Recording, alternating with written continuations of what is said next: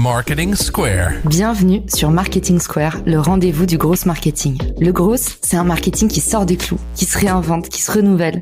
C'est aussi un mindset qui repose sur l'envie de se dépasser, de se détacher de ses opinions une bonne fois pour toutes et d'apprendre en continu. Si tu te reconnais dans cette description, que tu sois débutant ou expert, abonne-toi.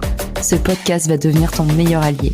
Pourquoi passer des heures à essayer de percer sur les réseaux sociaux quand l'agence personnelle peut le faire pour toi? Des vidéos verticales prêtes à poster, créées spécialement pour te faire décoller sur LinkedIn, Instagram, TikTok, YouTube et consorts. Génère des leads en continu et deviens incontournable dans ton secteur. Alors viens t'asseoir et laisse les meilleurs s'occuper du reste. Rendez-vous dans la description pour postuler, mais ne tarde pas trop, chaque promo a des places limitées.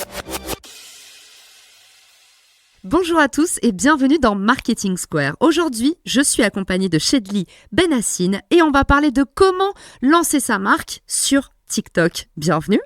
Merci Caroline. Et oui, on va parler de TikTok aujourd'hui. TikTok, ça fait peur, mais TikTok, c'est facile et on va en discuter. J'adore. Et toi, du coup, tu es entrepreneur et créateur de contenu. Tu as un peu la double casquette. Raconte-nous dans quel sens tu mènes ces deux activités.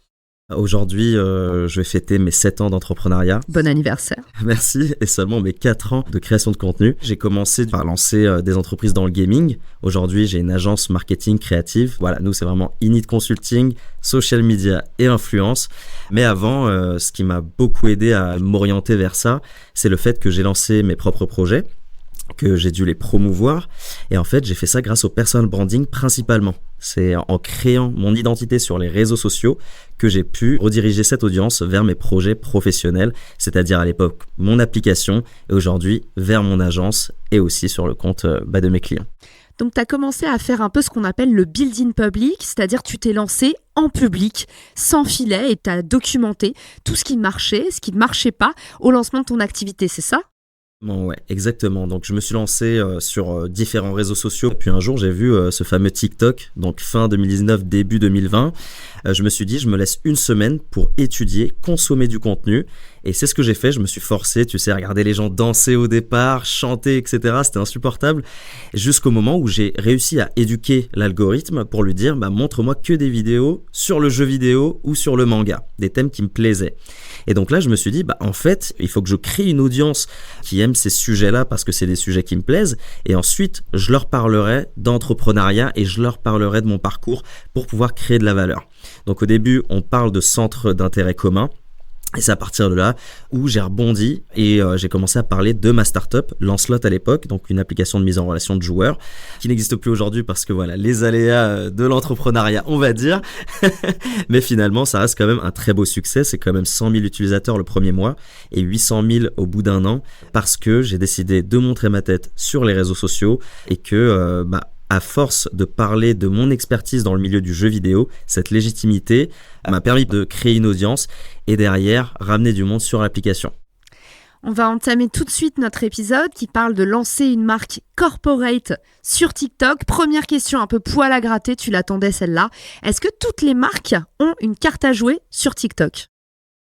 La majorité des marques qui ont un produit visiblement efficace, oui. Certains services aussi. Par contre, forcément, si c'est trop du B2B, si c'est trop niche, c'est compliqué. On ne peut pas, bien évidemment, tous se lancer sur TikTok. La dernière fois, je donnais un petit atelier à Pépinière 27. Donc, il y avait plein de startups qui vendaient des choses intéressantes, qui pouvaient être communicables, on va dire. Mais de l'autre côté, tu avais quand même des personnes qui vendaient des solutions à des écoles, type grande école, Sciences Po, etc. Je ne crois pas qu'on va avoir forcément tous les cadres de Sciences Po, tous les professeurs ou ce cadre-là sur TikTok. Donc, pas tout le monde ne peut se lancer sur TikTok. Et contrairement à LinkedIn, tu nous dis qu'il faut mieux finalement avoir un produit grand public sur TikTok alors que LinkedIn, par exemple, et parfois même Instagram, vont valoriser ou survaloriser des niches. Complètement. Et en fait, c'est ça la magie de TikTok, c'est que tout est dans la forme. Je pense qu'on a tous le fond. Quand on arrive sur TikTok, on sait ce qu'on a envie de communiquer, ce qu'on a envie de partager. Mais par contre, TikTok va nous juger constamment sur la forme. Aujourd'hui, il y a des gens qui peuvent pas se montrer et qui vont montrer des images parce qu'ils ne sont pas forcément à l'aise avec leur propre image ou leur voix, par exemple, qui utilisent des IA, etc. Donc malheureusement, TikTok aujourd'hui, c'est encore la forme, c'est encore le jugement. Par contre, on peut utiliser ça à notre avantage pour créer quelque chose d'authentique et unique qui va justement valoriser notre message, notre fond. Est-ce que tu as des exemples de marques un peu surprenantes qui ont cartonné sur TikTok et où tu te serais dit « jamais j'aurais pensé que ça marche ». Alors moi, ce que je trouve assez drôle, c'est forcément les marques de luxe qui cartonnent toujours autant. Là, c'est un petit peu le social proof. Tu sais que t'es Louis Vuitton, tu fais rien, tu cartonnes toujours. Donc on va tout de suite mettre de côté cet exemple-là. Je pense que les meilleurs exemples, ça va être les maisons d'édition manga. Les maisons d'édition manga, elles s'inspirent énormément des créateurs de contenu manga. Elles ont quasiment toutes une centaine de milliers d'abonnés, ce qui est énorme, organiquement. Mais par contre, tu retrouves pas mal de mes concepts. Tu vois, c'est ça qui est super cool, c'est qu'en fait, elles s'inspirent énormément des créateurs de contenu dans cette niche-là. Elles vont réitérer à leur sauce. Et c'est ça qui va cartonner, qui va ramener du monde. Forcément, ces marques-là, elles vont utiliser un petit peu de payant, mais c'est pas forcément le gros de leur métier. L'organique suffit. Et le plus gros point fort, en fait, c'est qu'elles personnalisent leur contenu, elles le personnifient. Il y a toujours des humains derrière. Et ça, c'est la meilleure des manières d'aborder TikTok. Ok, donc tu nous dis, première façon de se lancer sur TikTok, si on est une marque corporate, on met de l'humain et t'as dit si c'est pas forcément votre visage, mettez des visages. Par exemple, ça peut être vos consommateurs ou ça peut être, comme mon amie Victoire Duhamel qui lance sa marque de cosmétiques, ça peut être des micro-trottoirs. On voit beaucoup en fait d'images comme ça sur TikTok, un peu pris sur le vif. C'est un des concepts, un des ingrédients du succès aussi. Complètement. Si vous êtes dans l'organique, oubliez les teasings avec du motion design, avec de la 2D, de la 3D, ce genre de choses. Là, ce qu'on va vouloir sur la partie organique, c'est de l'humain. Montrez-vous. En fait, à partir du moment où une marque se lance sur TikTok, elle est automatiquement bridée. Parce que TikTok se dit, j'ai envie que cette marque cartonne à condition qu'elle utilise ma marketplace et qu'elle vende à travers mes vidéos sponsorisées. C'est comme ça que TikTok fait son argent. Donc derrière, tu seras bridé organiquement. Tu ne feras pas les vues qu'un individu fera. Donc, il va falloir montrer en fait à l'audience TikTok que c'est des humains. Et limite, j'irai plus loin en disant qu'il faut pas mettre le logo de la marque en photo de profil. Il faut mettre un avatar ou la photo de quelqu'un. Et ensuite, oui, au niveau du contenu, il va falloir se mettre en avant. Donc, si tu es dans la startup nation, entre guillemets, eh ben, tu montes ta tête en tant que cofondateur, tu fais ton personal branding. Si tu es dans un grand groupe, eh ben, c'est les personnes chargées de marketing que tu dois convaincre, que tu dois éduquer à créer du contenu sur la plateforme parce qu'on a envie de savoir que c'est un humain derrière. La plus belle arme dans le marketing aujourd'hui, je le dis souvent, c'est le personal branding. C'est comment on crée une audience, et tu le sais très bien, une audience personnelle pour rediriger vers l'audience professionnelle. Le plus gros exemple, un petit peu trop flagrant, mais Elon Musk. Aujourd'hui, Elon Musk, il a plus d'abonnés que Tesla. Parce que c'est un humain, parce que c'est lui qui va communiquer, parce que c'est lui qui rigole toute la journée sur Twitter et avec toutes ses équipes et avec son audience. Donc on a plus envie de le suivre lui pour qu'il nous parle de Tesla. Quand on pense à l'un, on pense forcément à l'autre aujourd'hui. Exactement, et d'ailleurs c'est le cas de bon nombre de fondateurs d'entreprises hyper charismatiques, et c'est d'ailleurs avoir une marque personnelle, c'est justement quelque chose qui vous permet de devenir autonome par rapport à votre boîte, et en cas de rachat ou en cas de banqueroute, et ben finalement vous êtes beaucoup moins à risque puisque vous avez capitalisé sur vous-même. Il y a une tendance émergente, tu viens d'en parler, l'Employee Generated Content, le GC, c'est encore assez niche, et puis il y a des réticences. Toi qui bosses dans une agence, tu dois souvent rencontrer cette problématique des grosses entreprises, même TPE, PME, où les chargés de marketing n'ont pas forcément envie de mettre leur image sur les réseaux sociaux pour le compte de la marque. Comment est-ce que tu adresses cette objection ? Est-ce que tu as aussi peut-être des alternatives, des petits hacks à nous proposer ? Complètement. Aujourd'hui, d'entrée de jeu, moi je propose 2 solutions. Soit tu arrives à convaincre ces employés de participer à cette création de contenu, mais il faut les accompagner. Donc derrière, c'est ça aussi un petit peu notre travail en tant qu'agence, c'est qu'on vient et on vous guide pour que vous ne finissiez pas par vous ridiculiser sur les réseaux sociaux ou autres, parce que c'est ça la crainte. Tu arrives sur les réseaux sociaux, il y a peut-être tes enfants qui vont te regarder, leurs copains vont se moquer, etc. Par contre, si tu es bien encadré, que tu es bien accompagné, tu peux finir par être une star. Aujourd'hui, combien de personnes sont la tête d'affiche de médias ou de marques ? Si cette personne-là quitte ce média, le média se casse la gueule. Et puis, on sait que cette personne peut aller créer son propre média et tout le monde va le suivre, tu vois. Donc, finalement, c'est même un argument pour être payé plus au sein de cette boîte, tu vois. Ma deuxième solution, la deuxième option, c'est le User Generated Content. Tu fais de l'UGC. Ça veut dire que là, tu vas chercher des personnes qui sont à l'aise avec la création de contenu pour ces marques-là, sans pour autant dévoiler leur identité. C'est-à-dire, aujourd'hui, tu vas voir Caroline, la tête d'affiche du contenu de Bandai, mais on ne sait pas c'est qui, on ne sait pas si elle travaille là ou quoi que ce soit. Mais en tout cas, elle va nous parler très très bien d'Elden Ring et de la sortie de Tekken 8. pour le jeu vidéo. Et des fois, dans l'UGC, tu vas avoir des micro-créateurs de contenu.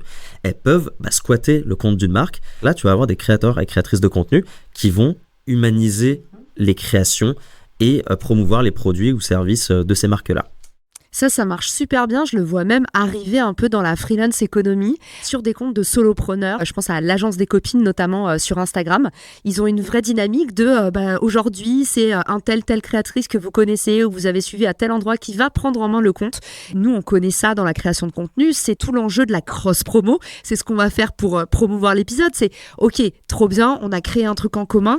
On fait en sorte que nos audiences, elles se croisent. Et puis, c'est tout bénef. C'est ça la magie aussi de la collab.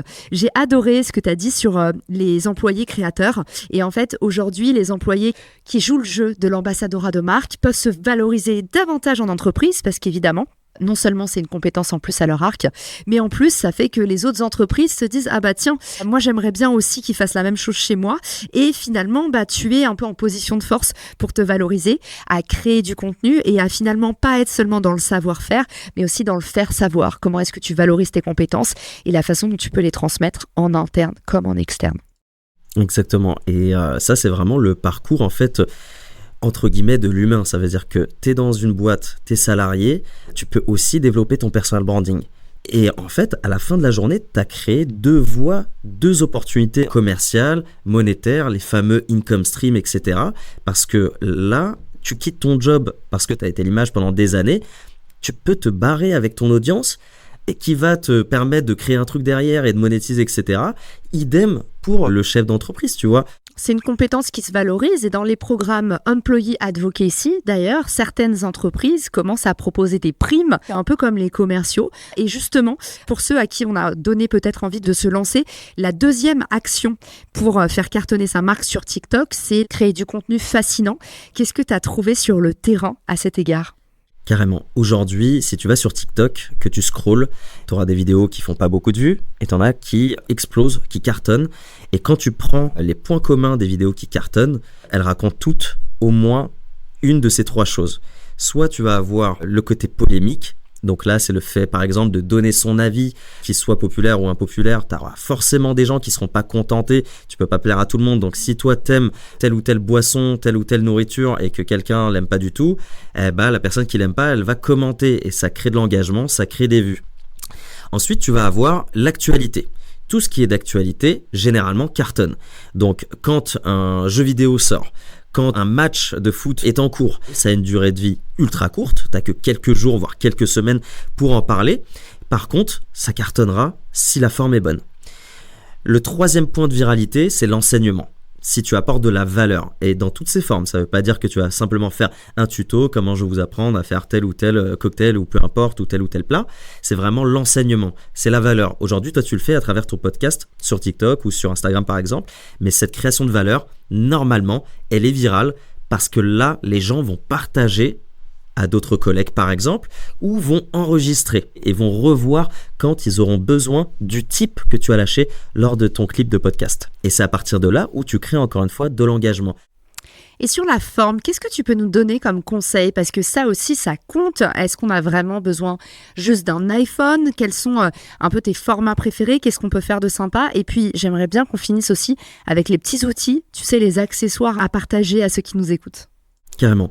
Aujourd'hui, on peut créer du contenu avec un téléphone. Par contre, on peut créer du bon contenu à partir d'un iPhone.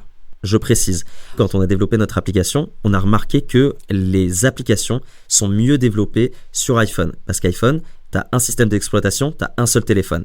Sur Android, tu en as 50. Et les marques de téléphone sont différentes, les écrans sont différents, les technologies sont différentes. Forcément, c'est un bordel monstre. Et quand tu prends ton téléphone et que tu te dis, je vais faire un TikTok avec mon Android, forcément, c'est pas la même qualité. Parce que TikTok a la flemme de s'adapter à tous les téléphones. Sur iPhone, c'est tous les mêmes. Si tu veux créer du contenu simplement, efficacement, tu prends ton téléphone, tu vas sur l'application TikTok et tu te montres. C'est important, l'humanisation du contenu. Il faut absolument se montrer au départ, surtout quand tu n'as pas, entre guillemets, les moyens de faire des images à droite à gauche avec du montage, etc.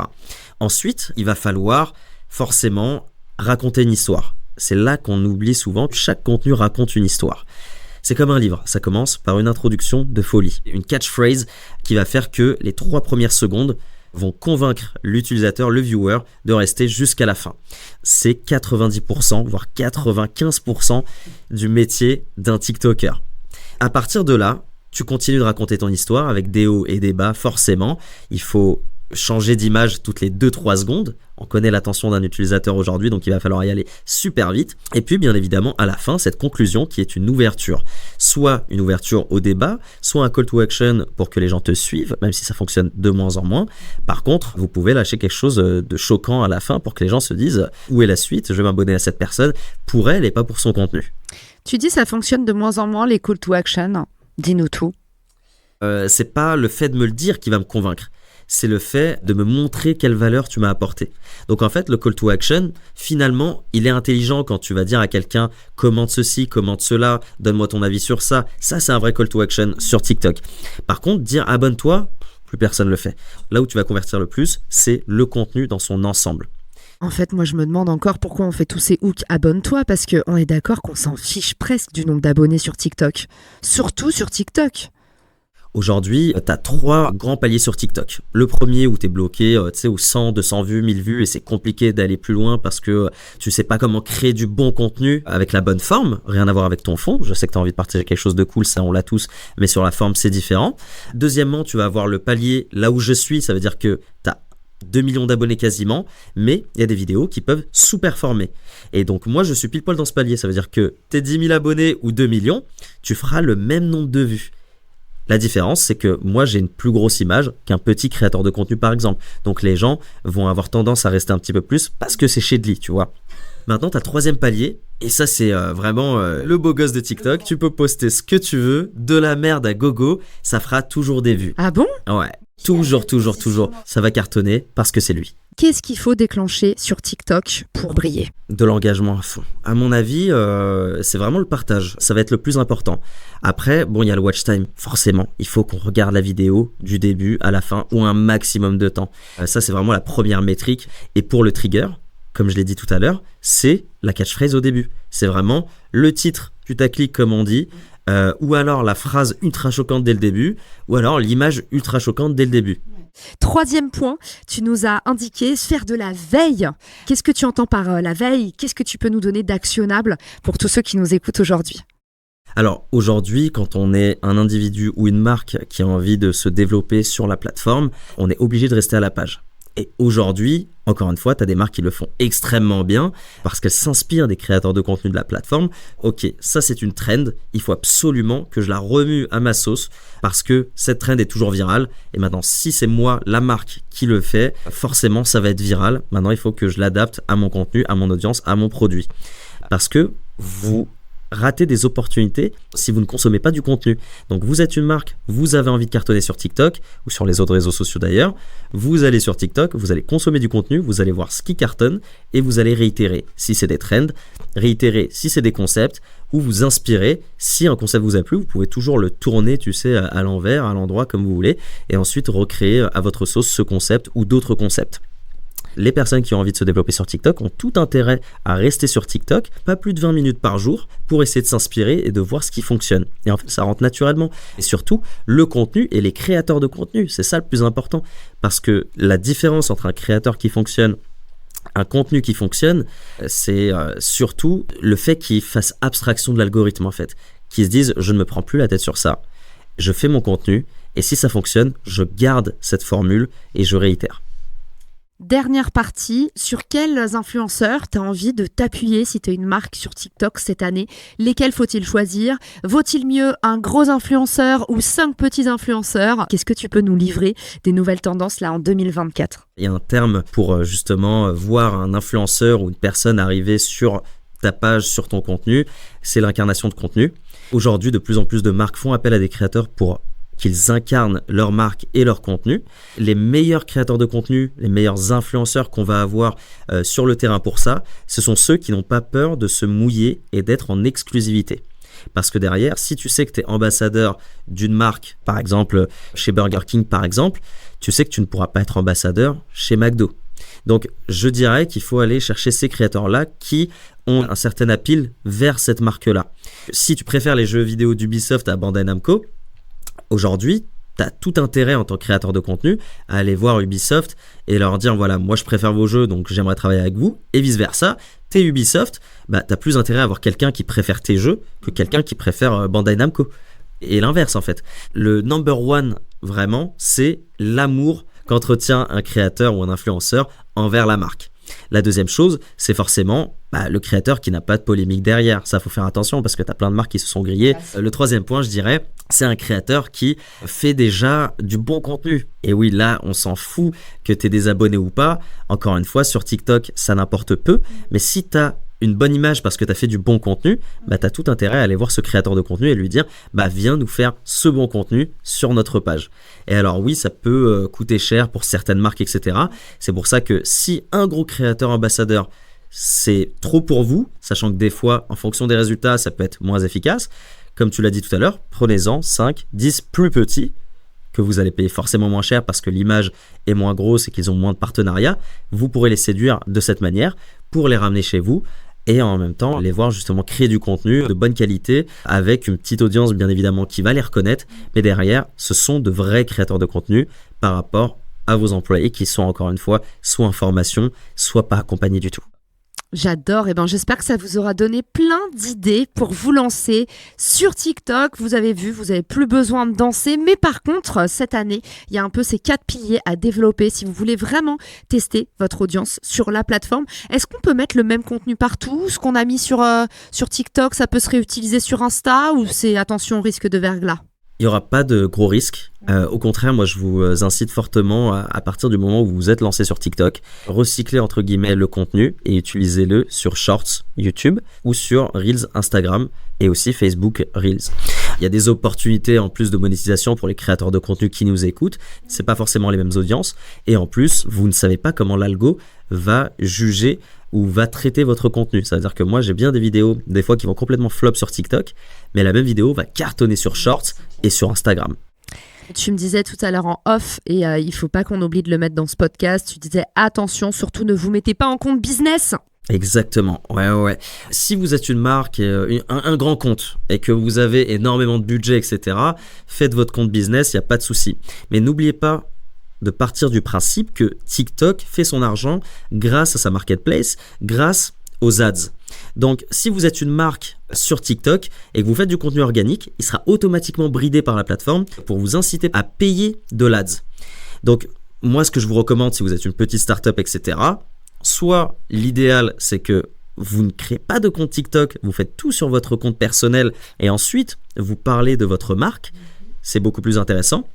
Ou alors, si vous voulez absolument créer le compte de votre startup sur TikTok, à ce moment-là, déjà mettez un avatar en photo de profil, créez une mascotte, etc. Et ensuite, ne le mettez pas en compte business si vous faites que de l'organique. Créez de la valeur, créez du bon contenu qui n'est pas que de la promotion de votre produit. Ça va cartonner bien plus que si vous faites que de la promotion de votre produit, entre guillemets.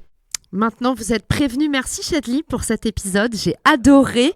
J'ai adoré aussi te rencontrer pour la première fois parce qu'on avait échangé sur Clubhouse, le pouvoir de la voix, mais ça fait quand même plaisir de se voir en vrai. Où est-ce qu'on peut justement te retrouver ? On va dire LinkedIn, étant donné que c'est là où j'ai envie de me développer le plus aujourd'hui, vers la création de contenu à valeur, mais plus que le divertissement. Donc n'hésitez pas, c'est là-bas qu'on peut partager, échanger. Et puis après, bien évidemment, si vous avez envie de voir ce que je fais, de vous inspirer et de reprendre des concepts et de vous amuser, c'est sur TikTok ou Instagram, Chadli partout.